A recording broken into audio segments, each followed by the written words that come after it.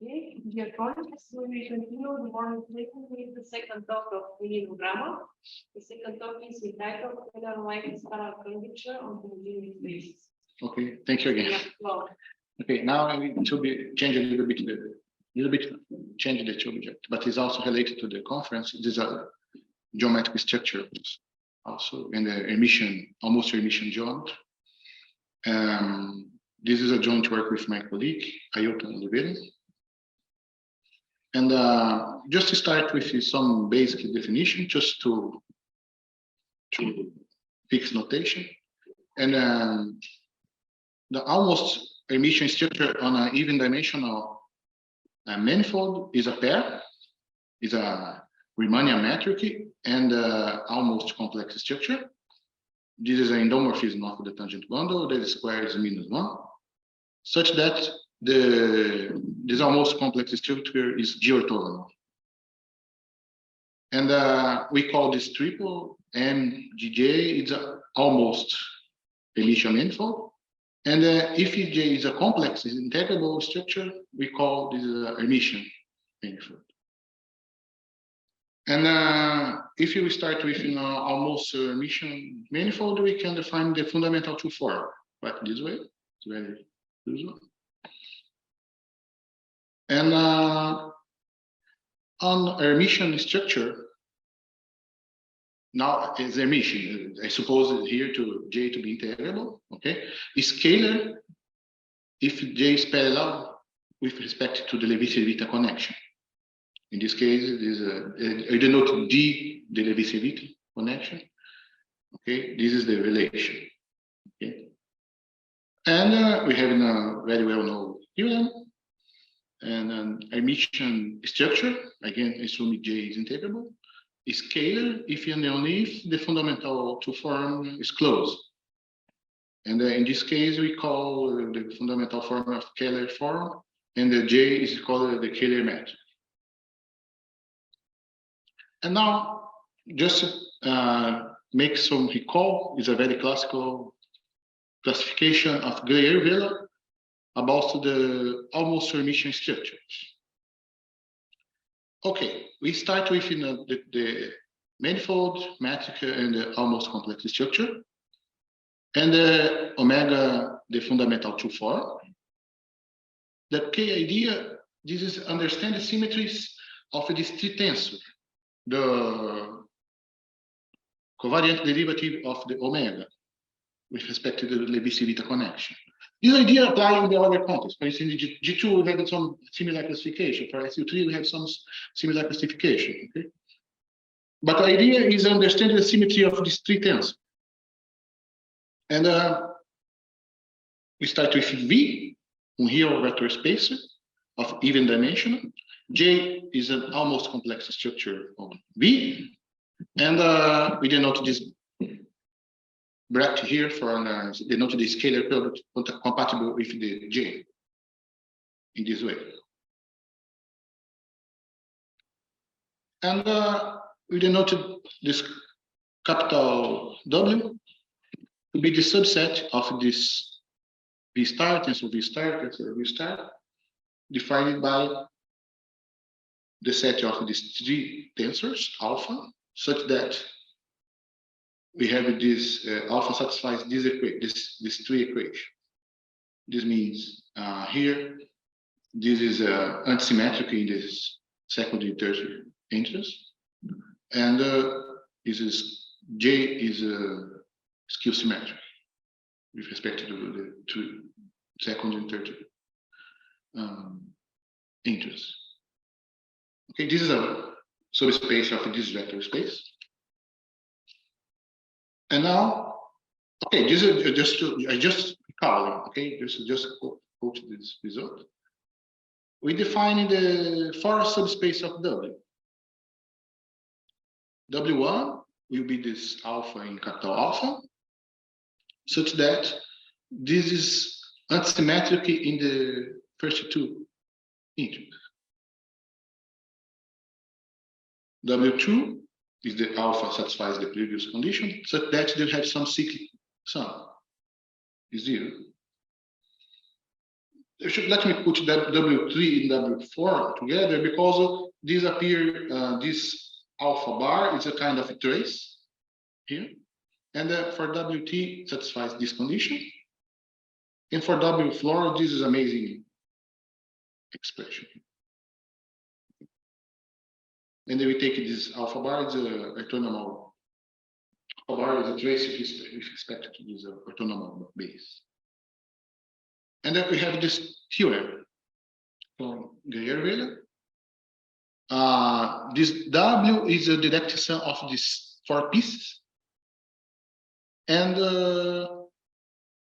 we have the action of the unitary group on W. And this is induced by unitary action on B. You can induce the representation in the tensors, in duals. And each component, Wi, is irreducible. And then we take this W, the capital W, and we can split it four pieces. Irreducible with respect to U, UN, the unitary group. And the classification follows by consider all the three tensor alpha. You can apply this for any three tensor, but if you pick this the covariant derivative of the fundamental two form, you have the 16 classes of almost Hermitian change. Just for instance, the 0 class is a Kähler, W1 is called a newly Kähler. Okay, W2 is called almost Kähler. Okay, this is, for instance, just keep it here, nearly Kähler. W1, what means W1? W1 is this condition. Okay, this will mean this.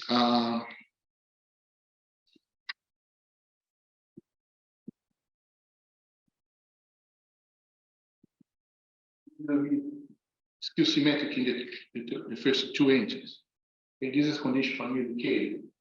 And then can apply each component here if apply for the three tensors.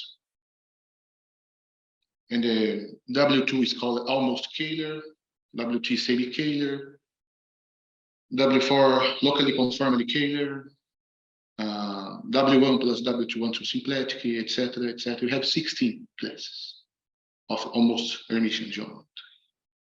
And they have the total is almost Hermitian of space. And just put some remarks. We call it as a semi-Kähler is omega is co-close. Nearly Kähler is just right here. Okay, these are symmetries of the things. Okay. And then we have, just to mention, we have some similar classification for G2 also. Okay, for SU3 also. Okay. 1,2 symplectic is called appear in the literature as quasi-Kähler. This is 1,2 symplectic, means the exterior, the complexified differential exterior vanish every you take the X to be a type 1, 0 and the Y and Z. Sorry, there's a typo here. It's typo 0, 1 and so on. Okay. Good. Now we have some natural connection in Riemann geometry, but the question is how natural connection in the almost emission or complex. And we have in a linear connection, nabla is Hermitian. It preserves the metric and the almost complex structure. That means nabla J is 0 is nabla J is 0.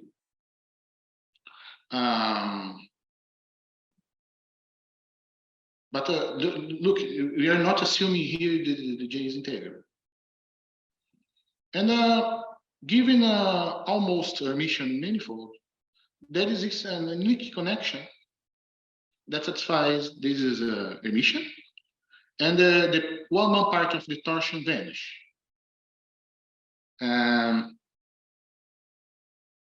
This connection is used by Ehresmann and Lieberman.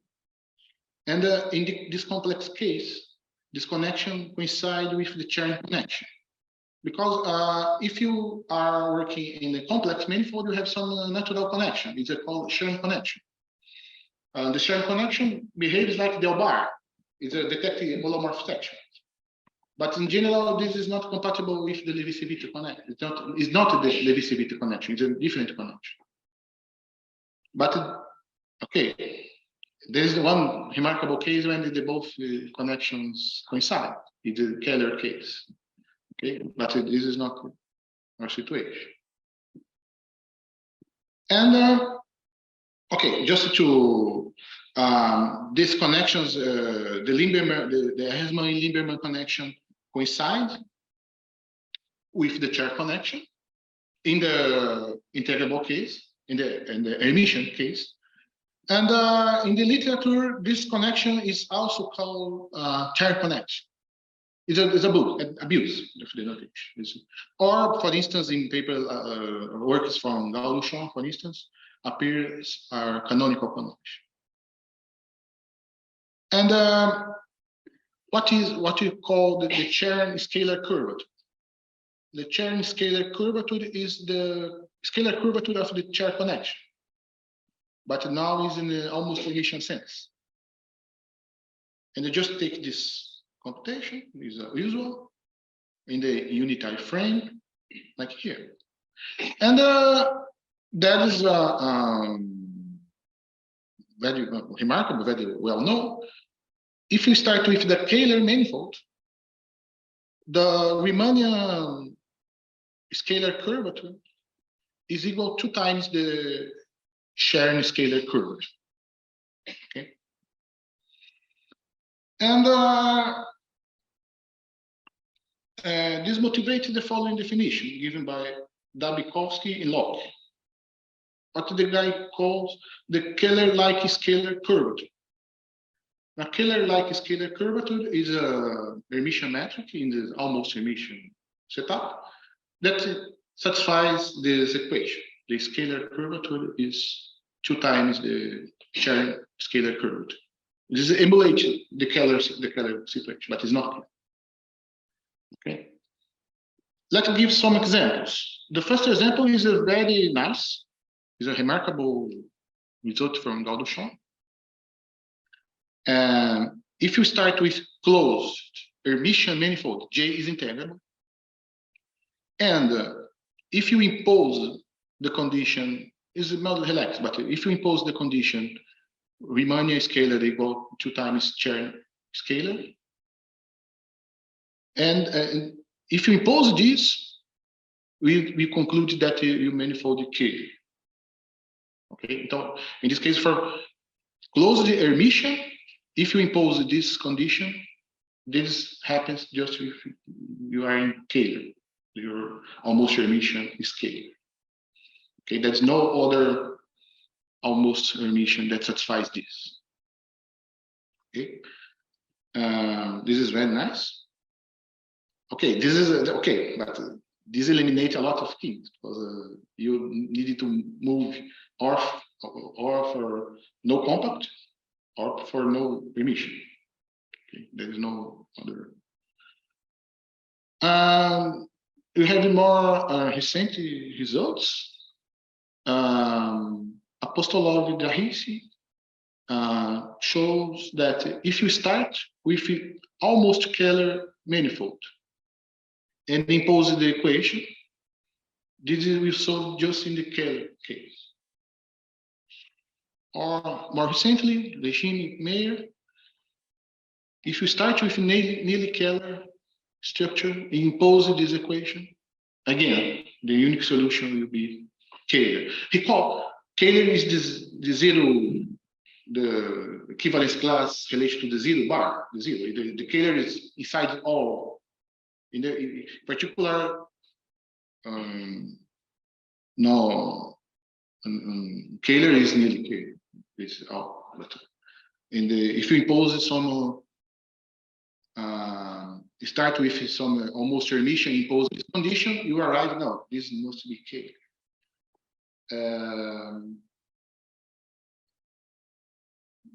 more recent result also full. So if we start with this Gray-Vela class and impose this equation, again, we will conclude that the pair is scalar. And again, 2020, if you start in dimension 4, if you take it a closed almost Hermitian and impose this equation, this must be in dimension 4 is not happens. It's very strong. No, it's analytic. It depends. For instance, this is last is analytic. The two last is analytic. Yeah, sure. Symmetric. Okay, but this is the hypothesis in this case. Okay. And now there is a very natural question: is if you start with a complex dimension up more than 3, there exists no Kähler examples. Because there's a list of results. If you impose this equation, you arrive in Kähler. But can we find some example of the no Kähler that satisfies this equation? Okay, this is this is the question we are work out. Okay, try to find almost Hermitian structure satisfies this equation, this Kähler-like condition. Okay, and we are looking for these structures on a class of homogeneous spaces is called generalized flag manifold. And we are working in the invariant setup. We will consider invariant almost complex, almost Hermitian structure. Okay. This is our goal. Okay, let me just make a quick review in an homogeneous space, just to fix notation. We start with the transitive action on a smooth manifold. We pick some point, consider the group H is a fixed point, sorry, the isotopy, the group H fixes P, and very standard, M is a diffeomorph with this coset space. The action induces this homomorphism, the group homomorphism, and then take the infinitesimal version, we have this. And at the point P, you have fixed it in beginning. This is called the origin of M. We have this surjective map. With kernel is the Lie algebra of the group H. And we have this identification, very standard. And we have the isotopy representation. It is a representation of the isotopy subgroup, the subgroup of isotopy H on the tangent space at this point. This point is distinguished. It's just the differential of the derivative of the action for each element in H. If we consider the homogeneous space reductive, that means the Lie algebra is split in this way, and is the image of the adjoint representation of H led to M invariant. In this case, there is a standard result. The isotropic representation is equivalent to this representation here. I consider adjoint representation restricted to M. This is, we are working in the opposite side of the first talk. The first talk we are working in a new potent world. Now we are working in semi-simple world. There are different orthogonal. Okay, this is true. Maybe the composition. Okay, and this adjoint representation in semi-simple theory is very useful, very. And in this setup, if we start with G-invariant tensors on the manifold, we can look just for invariant tensors on this vector space that are invariant by the disjunct representation. For example, if you consider this homogeneous space and take G-invariant metric, we are just looking for AGH invariant scalar products. If you're looking for G-invariant K-forms, you are just looking for K-forms on this vector space with the invariance by the adjoint. If you start looking for the invariant almost complex structure, we are just looking for endomorphism on this vector space that satisfies J squared minus identity and satisfies the invariance condition, etc., etc. Okay, and this setup can just more or less transpose your problem in the invariant tensors or manifolds in invariant multilinear operators on the vector space. It's very similar to new potential algebra, Lie groups, etc. And just to very quickly recall what is the generalized flat manifold. We start with complex and simple Lie group and take P as a parabolic subgroup and then consider this maximal compact subgroup. And a generalized flag manifold is this homogeneous space, is a complex group over the parabolic subgroup, or there is a compact realization, G over K. Okay. This space appears in several situations, like the compact remission symmetric space are generalized flag manifold. Twistor spaces over symmetric space are flag varieties. There's a work of Bryant, Burst, and Salomon. If we consider the parabolic group as a Borel subgroup, is a maximal solvable. We have, in this case, this intersection is the maximal torus, and this homogeneous space is called full flag manifold. And just to put some little bit of semi-simple theory here, it's start with the Lie algebra of the complex group with Cartan subalgebra, and denoted by pi, the root system, and then by capital sigma, the set of simple roots. We have the root space decomposition, where here is the Cartan subalgebra, and the G alpha is a one-dimensional complex subspace, is a called root space. And for this is a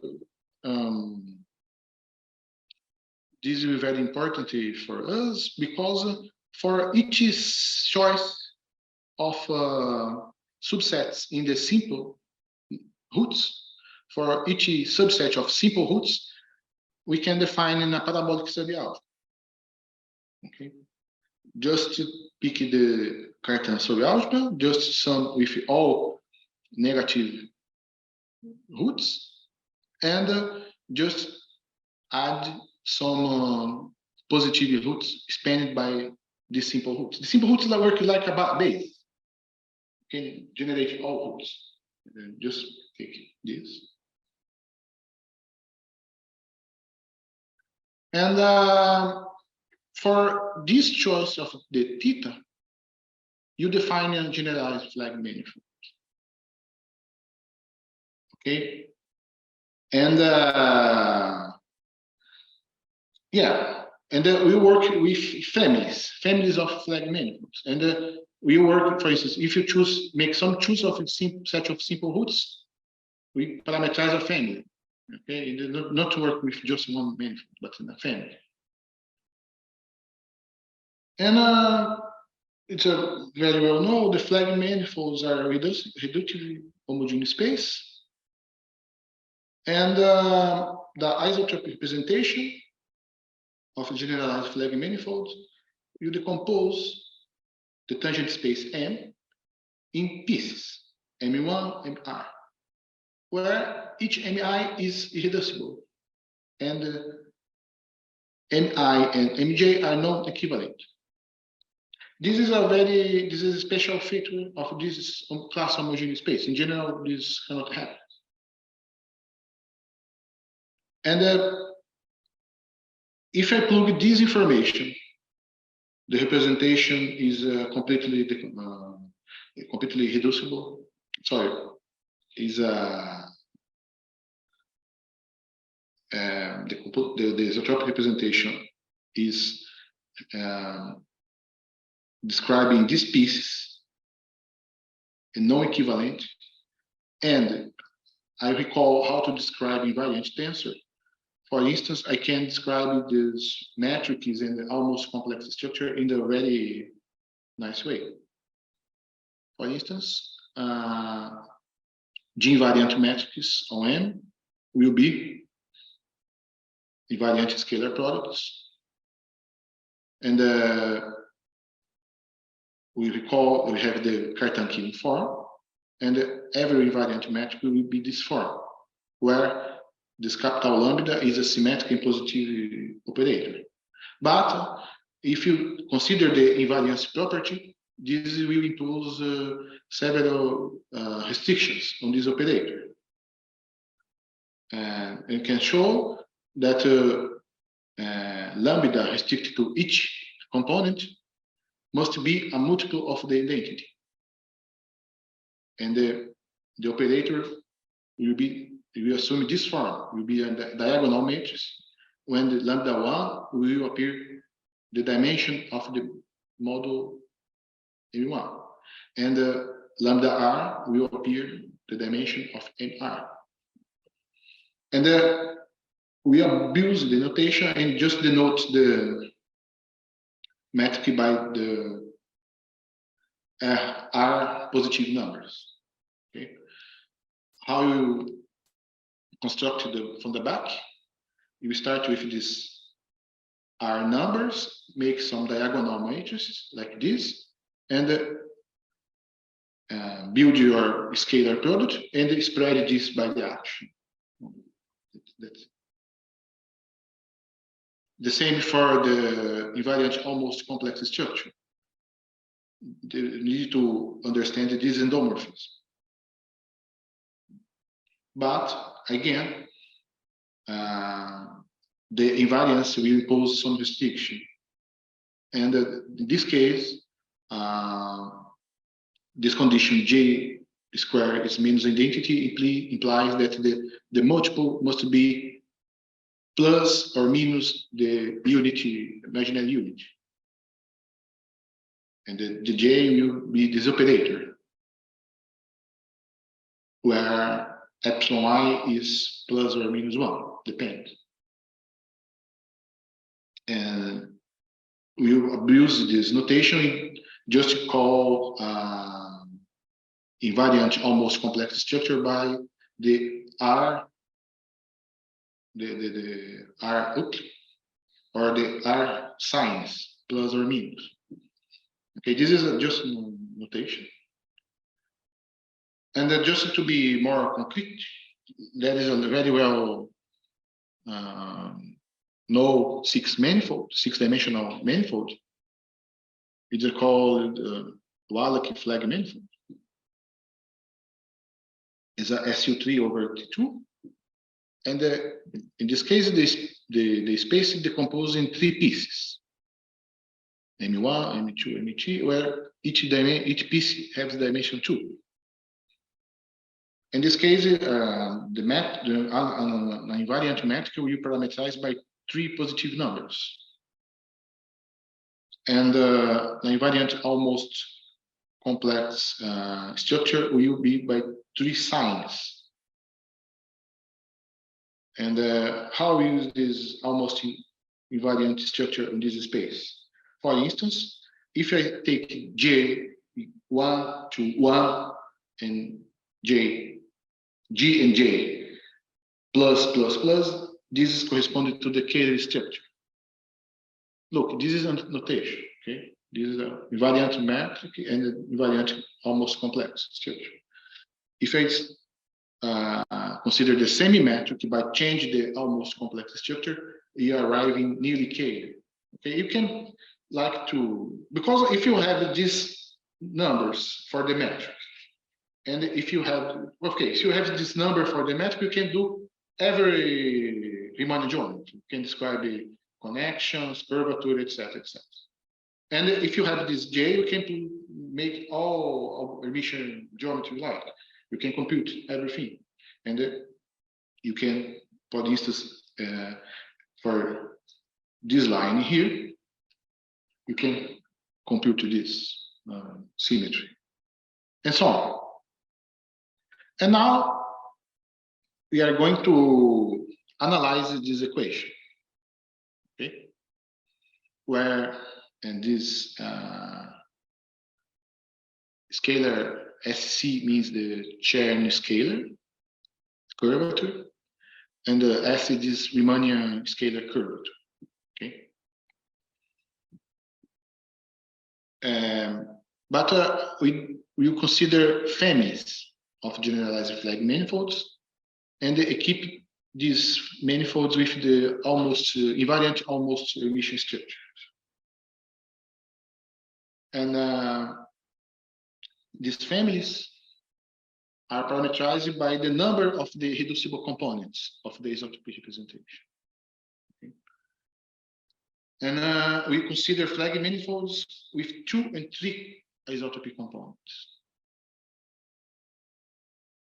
And what is the strategy? The strategy, we have a very, very recent formula from Fuiso that will provide this description of the Chern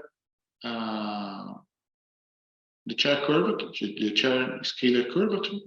Depends on pieces. You can compute this using just the almost Hermitian structure.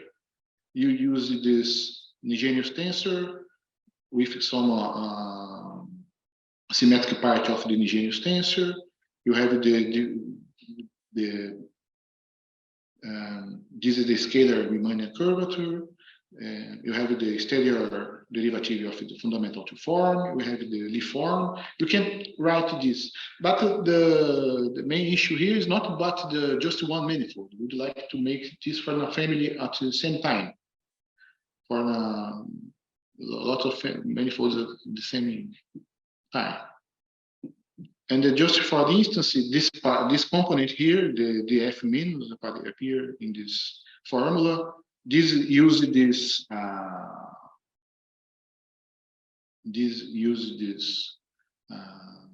just the components epsilon and lambda from the almost complex structure and the Riemannian metric. Okay, this is just an piece of the formula. We can do this. And here we use also lots of Lie theory because we need to understand all triple of the roots that sum is 0. And you need to analyze long formulas, etc. This is a compute. And let's start. We start with flag manifolds with 2 isotropic components. There are how you can decide if a generalized flag manifolds has 2 components. Okay. Just to recall some facts, we take the semi-simple Lie algebra. We have the eigenvalue root, okay, and you define this h of the root as the coefficient disappear in the eigenvalue root. Okay? And the generalized flag manifold has 2 isotropic components. If the theta is chosen in such a way that the complement is just one root, and the root appear as coefficient 2 in the eigenvalue root. This is classification is Arvanito-Yorgos and Krasinski. Okay, look at this. This is a more concrete example. Okay, in this case, we have the linking diagram of the E6. Okay, you just we need to choose tip. Okay, how you choose a tip?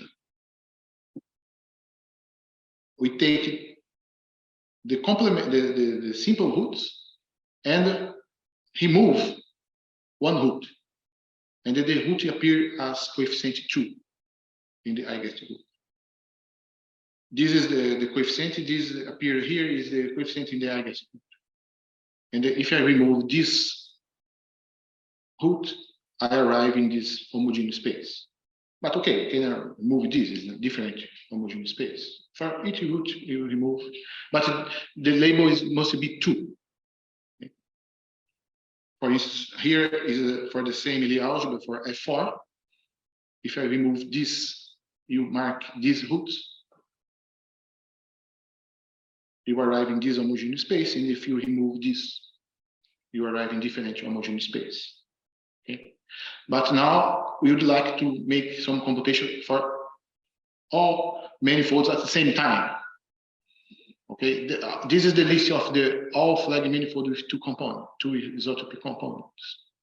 Okay, you just take all link diagrams and mark all possibilities. That's it. Okay, and then look, this dimension can be arbitrarily large. Okay, there's no, but the geometry behavior maybe some control. Okay, but it makes, would like to prove the theorem for every manifold at the least. And okay, our first result is if we start with the flag manifold with 2 isotopy components, and then the solution of the equation holds in the following situation. First, in this, if you consider this J plus plus, and the metric given, recall the metric gives by 2 parameters. One is to time the float. Okay. In this case, this pair is scalar, and this is a well-known solution by Gauchon. There's nothing new here. But just a small remark, this is also Einstein metric. This is a Kähler Einstein metric. But this you know a posteriori. There is no this before. Just at the end you arrive this. And the second is a little bit more interesting. Now you have some genuine solution. This is not integrable pair. This is, we have this almost complex structure, and we have this metric. And in this case, we can also conclude this pair is in W1 plus W2. This is the 1-2 symplectic. Okay. And the dimension here is too high, arbitrarily high. Okay. For flag manifolds with 3 components, we have some similar description. Again, we need to choose the theta. How to choose the theta? Now we have 2 options, and the family split in 2 subfamilies. The first family, you will mark in the linking diagram the roots with label 3, and the second is subfamily, you will mark 2 roots, but the 2 roots with label 1. Okay. And in this case, the number of almost complex structure is 4. We have up to conjugation. Just some examples. For instance, this manifold is a positivization of tangent band of X6. And this is a type 1. This is just mark 1 root of label 3. Here, here. You have arrived in this flag. Or for type 2, we must mark 2 roots of type of label 1. Okay. This is another example. This is a classification by done by Kimura. Sometime ago. And now we have the list of the all flag manifolds, this is the type 1. Type 1, you just make a mark 3, mark label 3. This is the dimension of each component. This is completely high dimension. Okay, you have this list, or we have another list for type 2. This is you have 2 infinity family here. The Wallach flag manifold this is an example. Just put L and N is equal to 1. Okay. And our results are if you start with a flag manifold with 3 isotopic components.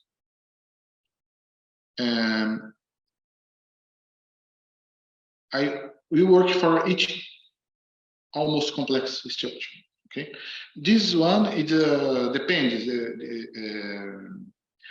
This is integrable for the both in type 1 or type 2. If you start with an invariant metric, in this case, this equation holds just in case of Kähler structure. That is not new here. This is also Gauss-Schwann. But just in a small remark, this is Kählerized. But we know this posteriorly. In this case, it's nothing new, nothing happens. But another case, this is, for instance, this almost complex structure. For type 2, this is integrable. This depends on the family. For type 2, this is integrable. In the case this is integrable, you arrive in Kählerized. But for type 1, you have a lot of class. You have class W1 plus W2. You have W1 plus W3. You have W1 plus W2 plus W3. Okay, you have a lot, full classification. And these letters K here, look the cursor here. This letter K it depends on some constant structure constants. It depends on each manifold, but in the L also. Are there finite no, this is okay. Now this is actually when you split your real algebra, you have some parts depending on 1, 0, 0, 1 parts of the so you need to sum some subset of the roots inside this. But this is in this form, this is just theoretical. You need to compute K, you need to put some structures constantly in compute. Okay, but there's no zero and finite. Okay, but it depends on each case. This is just a notation to encode some information, but this depends on it's almost complex structure and the Liberty structure with the algebra. But once fixed the layout, you can compute. You can compute. It's not a free parameter. No. Depends on the algebra. Depends on the structure of the layout. Yeah, just no. Again, this is another almost complex structure, and for type 2 is Kählerized. Okay, this is very well known. This family of manifolds has 3 Einstein metrics, invariant Einstein metrics, Kählerized. Okay, but this we covered it, and again. For we have the items A, B belongs to W1 plus W2 plus W3, and the gray area in this case is just W1 plus W3.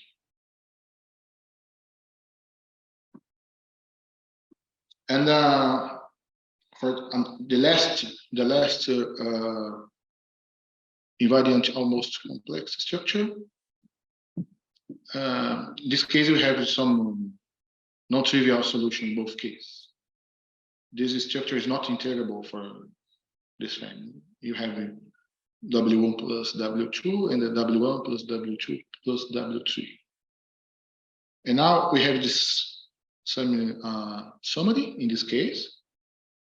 If you look at this purple line, can you detect purple line? Red. Yeah, purple. I don't know, it's the same shit. The command in LaTeX are purple, but not.